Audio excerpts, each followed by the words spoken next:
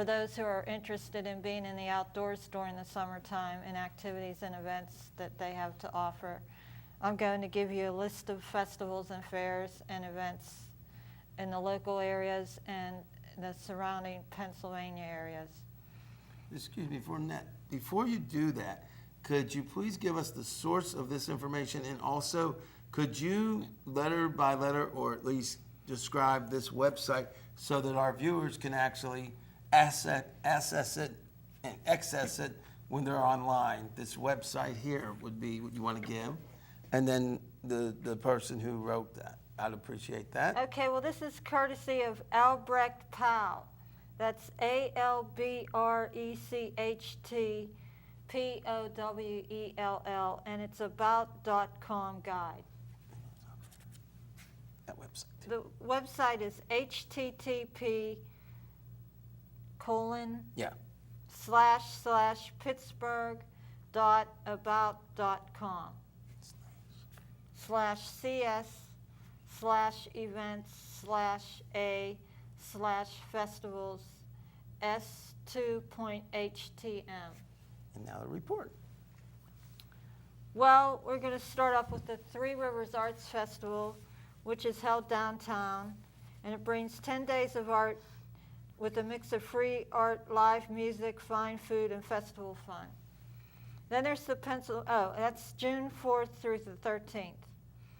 Then there's the Pennsylvania Microbrewers Fest, June 5th in Troy Hill, PA. And then here's a particular place I like to talk a little bit about. I think is exciting. It's at the Nemacolin Woodlands in Farmington, PA. And they have a resort for your pets. So you can include your pets in your summer fun at Nemacolin Woods. And also June 12th on Liberty Avenue for the gay and lesbian community is Pittsburgh Pride Fest. And that is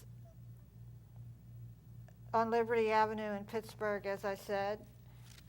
From June 4th through 13th is Pittsburgh Pride Week. And if you like Jimmy Stewart, there's the Jimmy Stewart Festival in Indiana, PA, June 12th through 13th. And there's lots of festivals listed here. There's the Greek Food Festival, June 16th through 19th at Holy Cross Greek Orthodox Church in Mount Lebanon, PA.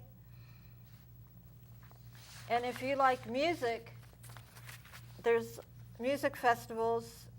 There's the Laurel Highlands Bluegrass Music Festival, June 18th through 19th in Ligonier, PA. And Heartwood Hometown Music Fest, June 20, I can't tell what, but it's at Heartwood Acres. Let me take a peek on it. Maybe I can tell you. Now, you said the Heartwood? Heartwood. Okay, it looks like June 20th to 21st or 22nd. What happened here is the printing on my printer just pretty much skipped that part. It's probably the 20th to the 22nd. But Annette, before you go on, guess what? You need to look at the monitor. You have a call. Oh, caller? Caller? Hello, how is everybody this evening? All right. Fine. I've never called before, but I'll make this short. Okay.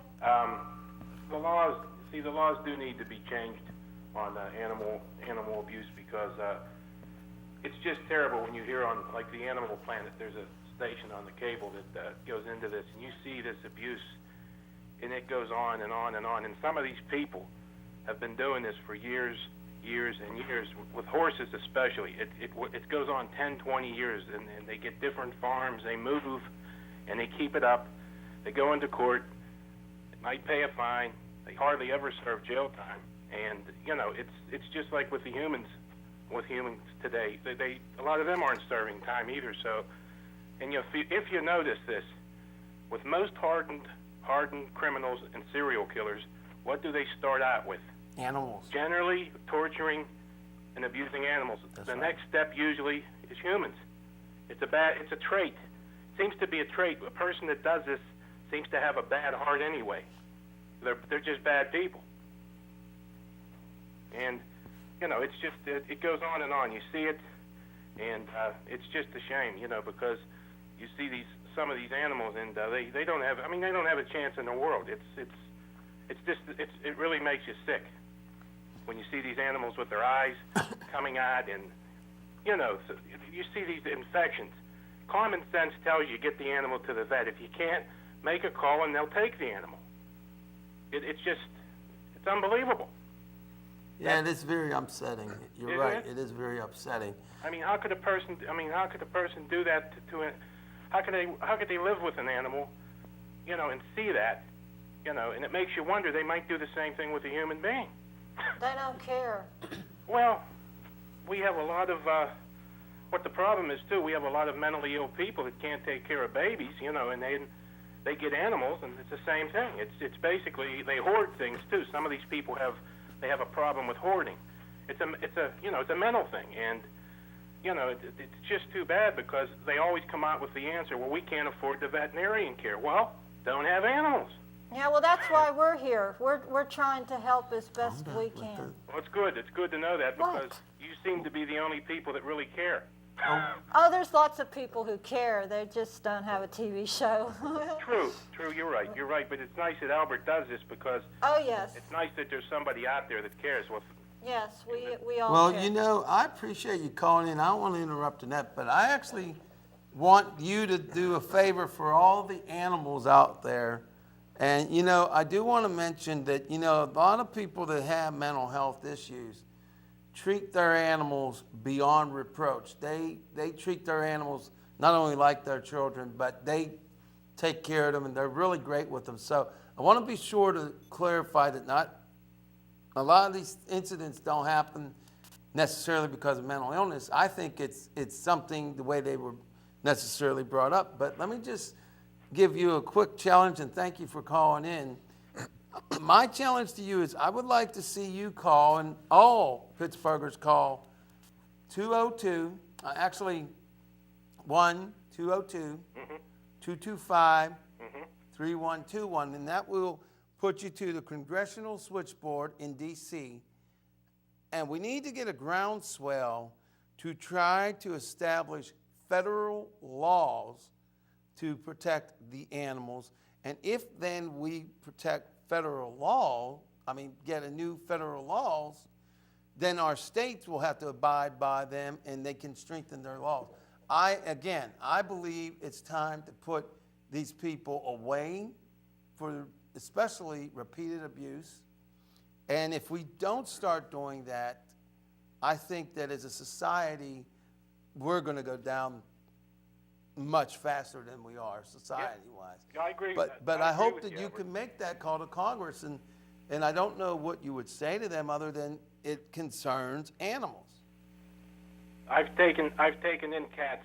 I love cats. I've taken in cats from people that that weren't taking care of them, and we took care of them here. And it's just too bad because I know a lot of people don't have the funds. That's understandable. But just don't take the animals. It's that simple. Don't take the animals if you can't handle it. Don't take the animals in. Well, that's these one people- solution, but maybe what we also need to work on is animal health care. But unfortunately, because of the time constraints, we're going to have to move forward. Yep. I do appreciate you calling in. Could you tell us your first name? Yeah, sure. My first name's Paul, Albert. Thank you, Paul. You're welcome, Albert. You have a good evening. And keep watching. Now, listen, remember, we're not going to be on here next month on Tuesday Okay. at live because of the new format. So keep watching, but go to that www.humanitymatters.org.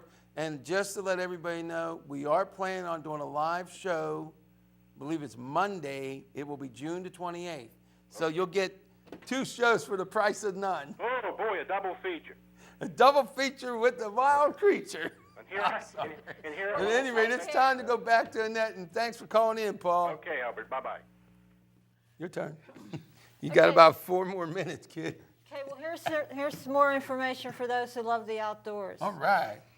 Okay, there's big league sports. They're organized programs for kids such as baseball, softball, soccer, and track and field. And they have bike rides through the city.